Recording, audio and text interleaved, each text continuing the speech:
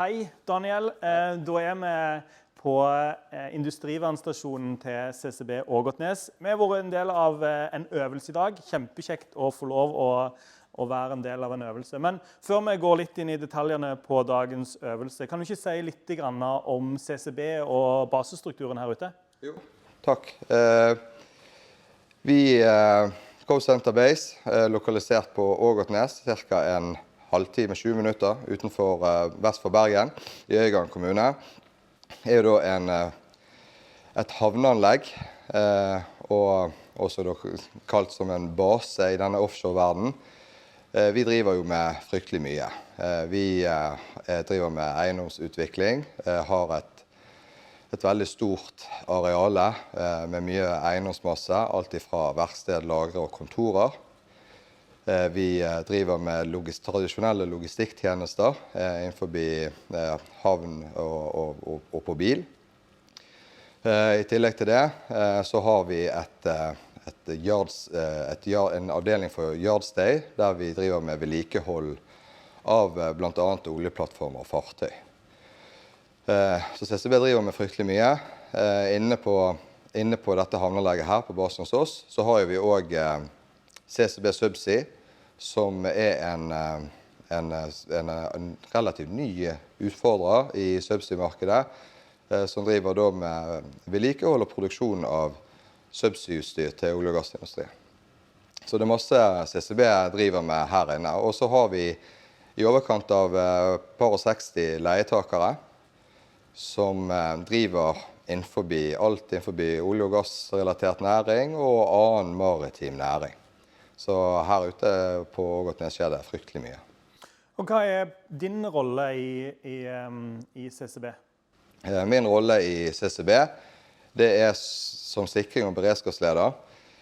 Det betyr sånn rent teknisk, så betyr det at jeg ivaretar security-biten som CCB har ansvar for vi er jo et havneanlegg i henhold til ISPS-koden. Så der er vi pliktig til å ha noe som heter PFSO, Port Facility Security Officer. Det er min funksjon i den rollen. I tillegg så forholder vi oss til Offshore Norge og retningslinje 091, som også er en security-sak. Så jeg er sikringsleder i forhold til de tingene der. Det går jo opp mot forsyningskjeden mot oljeindustrien. Og så i tillegg så har jeg da en rolle som industrivernleder. Vi er jo et industrivernpliktig foretak, og er da pliktig til å kunne ivareta de risikoene som vi genererer gjennom den aktiviteten vi har. Så, ja. Som du beskriver, så er det jo mange leietagere innenfor basestrukturen. Og hvordan er det da å strukturere en beredskapsorganisasjon i forhold til å ivareta et så stort areal som dere er her ute? Det er jo relativt komplekst, og her har jo jeg vært heldig. CCB har jo vært industrivernpliktig i snart 50 år, så dette er jo ikke noe nytt. Dette er noe vi har drevet med i fryktelig mange år. Og min forgjenger blant annet, eller mine forgjengere, de har jo tilrettelagt mye. Så vi har jo i dag et samordnet industrivern inne på basen. Og det betyr det at det er flere foretak her inne, som også er industrivernpliktige. Det er ikke bare CCB. Og da er vi pliktige, gjerne til forskrift for industrivern, om å inngå samarbeid med andre industrivernpliktige foretak. Så her inne på basen så har vi i dag 4 foretak som er industrivernpliktige. Det er da Schlumberger One Subsea, så har vi Technip FMC, så har vi CCB Subsea, og Co-Center Base AS, der som jeg har ansatt her på Ågotnes. Så vi er jo da alle industrivernpliktige, og der har hvert foretak, de har sin industrivernleder, og de har sine mannskaper, som de da bidrar inn i vårt industrivern. Og vi har jo da, altså CCB, vi har da et overordnet ansvar for det samordnede industrivernet vårt. Så jeg fungerer som industrivernleder for CCB, men også for vårt samordnede industrivern. Så dette er noe som vi koordinerer og holder sammen. Og da har vi forpliktelser i forhold til antall mannskaper, ressurser vi skal stille, og økonomi. Så det har vi i dag. Vi har jo også heldige fått lov fra Raven-perspektiv å jobbe med dere nå over flere år. Og hvis vi ser litt tilbake i historien, hva var grunnen for at dere valgte på en måte å anskaffe et digitalt beredskapsverktøy? Ja, først og fremst så hadde vi ikke et digitalt beredskapsverktøy. Det var jo kanskje først og fremst. Men det som utløste det for min del, sånn helt i starten, tilbake i 2018, så hadde vi en hendelse her hos oss, der vi så det at varslingen og mobiliseringen av mannskapene var litt uoversiktlig. Så det var vanskelig å finne ut hvor kom folk. Så vi hadde et system, sant, som varslet, men det var et monologt system, så vi sendte ut, og så fikk du ikke noen respons på hvor mange mannskaper som faktisk kom tilbake. Men det har vi egentlig løst veldig fint når vi har fått Raven. Men det var vel kanskje den utløsende årsaken for at vi begynte å sondere markedet for hvilke systemer det fantes. Og så var vi kjent med flere tilsvarende aktører som CCB, som var brukere av Raven. Og derfor valgte vi det, og det har vi vært veldig fornøyd brukere nå de siste, det begynner å bli 6 år nå. Ja. Ja. Og vi har i dag vært en del av den årlige storøvelsen her ute, og sett på en måte den fullstendige mobiliseringen av både det private og det offentlige, som sammen da kommer sammen for å løse en så stor øvelse som er gjennomført i dag. Da. Kan du beskrive litt om hva er det dere har øvd i dag? Ja. Vi har jo en årlig fullskala samvirkeøvelse av storulykkesøvelse, skjerper under mange navn, der CCB sammen med da en av disse andre industrivernpliktige foretakene i vårt samordnede industrivern på en måte fasiliterer. Da inviterer vi alle nødetatene, vi inviterer brann, helse og politi, legevaktene i kommunene med, Øygarden kommune med, kommuneoverlegene med. Vi har hatt Røde Kors har vært involvert, vekterselskaper, Varn og Securitas har vært involvert i planleggingen av denne øvelsen. Og scenarioet for i år, det var jo da en sammensatt hendelse, der det utviklet seg da en brann i et teknisk rom med kraftig røykspredning til kontordeler.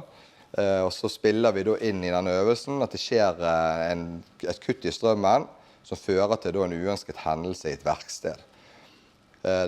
Totalt så spilte inn 10 markører med forskjellige typer skader. Det er alltid fra klemskader, alvorlige bruddskader, det er alvorlige brannskader, røykskader og så videre. Og det er viktig når vi lager disse øvelsene og involverer så mange personer. Sant? Vi var vel i overkant av 70 mennesker involvert i går. Og når du med industrivernet, og da må det være nok mat til at alle skal få utbytte av å øve. For det er viktig for oss, og det er vi veldig tydelige på mot de som vi inviterer med inn i øvelsen, at dette skal ikke være noe vi gjør, dette er noe som vi skal ha sammen. Alle skal ha et eierforhold til det da. Så den ble jo spilt ut i dag. Gikk jo veldig bra.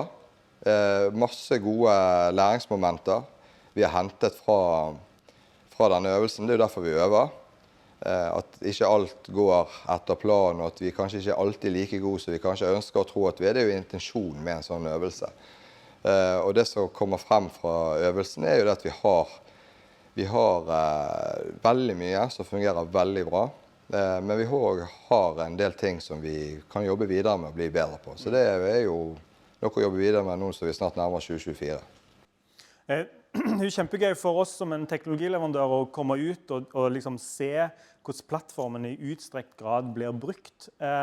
Og det er klart, her ser vi jo både sett denne varsling og mobilisering av industrivern, men så har en jo også samspillet mellom de ulike aktørene, der plattformen blir jo brukt av flere, ikke bare dere i det her, men også på en måte i det kommunale perspektivet. Da. Men hvilke nytter ser du for det klart Raven som plattform kan jo både bli brukt for varsling og mobilisering av industrivann, men også for da, stabsfunksjonene. Hvis du skulle trekke fram noen ting rundt bruk i stabsrommet, hva vil du trekke fram der i forhold til bruken av teknologien? Vi har jo i dag vært bruker av Raven i 5 år, og nå snart 6. Og så ser vi nå, og det har skjedd endringer hos Raven også, blant annet med at programvarer nå også blir brukt av andre aktører enn bare private, og det er jo positivt. Så der er jo det stort potensiale som jeg tror vi bare skal gi litt tid. Så der ligger det stort potensiale helt klart.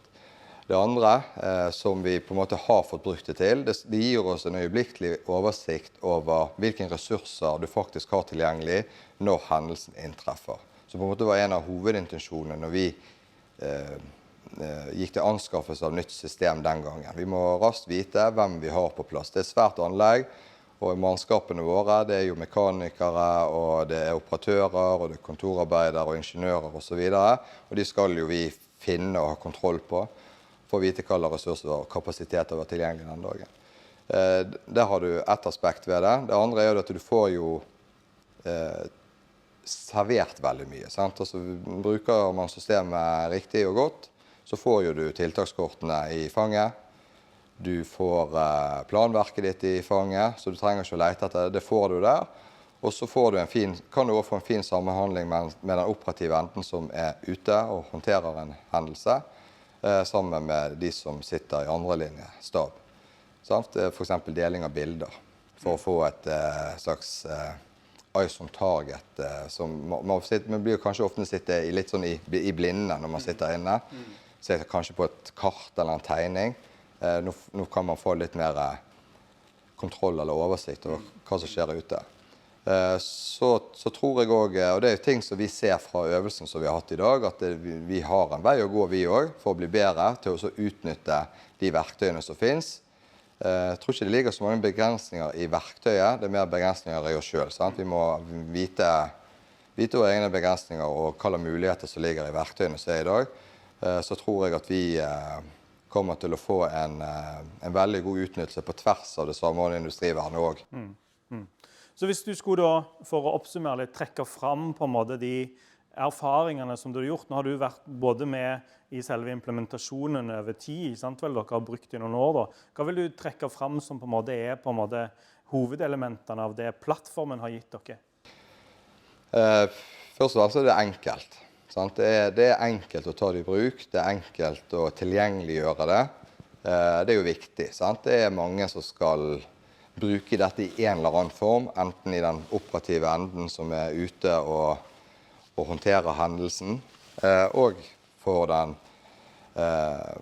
andrelinjesberedskapen som skal ha dette overordnede ansvaret for hendelsen og tenke et steg frem. Det er enkelt og intuitivt å ta det i bruk, samtidig så lett tilgjengelig.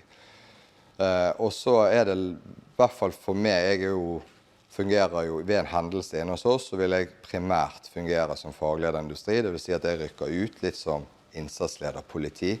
Ikke at vi er det, det er politiet som er det. Men da har jeg også rolle som kriseleder dersom de som fungerer som det ikke er på stedet. Så vil jeg kunne gjøre det selv.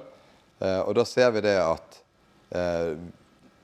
det er viktig. Vi er jo arbeidsgivere for disse menneskene som er ute. Og det er faktisk utrolig viktig at vi er klar over det ansvaret, og at vi vet hvem vi har i innsats. Så det er på en måte sånn 2 veldig enkle ting som du kan dra nytte av med en gang du tar det i bruk. Det er lett å få det i bruk, det er lett å få folk til å bruke det, og det er lett å få kontroll over de mannskapene du har i bruk. Og så er det ikke minst, det er lett å legge tiltakskortene dine inn her, sånn at du får de servert fortløpende når hendelsen på en måte startet. Det er kanskje sånn korte, enkle ting som vi i hvert fall har opplevd at vi har fått raskt. Ja. Veldig bra. Tusen takk for tiden din. Kjempekjekt å få lov å være en del av øvelsen i dag. Og så blir det spennende å se på de nye øvelsene som kommer nå i 2024. Jo, takk, og tusen takk for at du kunne delta, og takk for god samarbeid som vi har.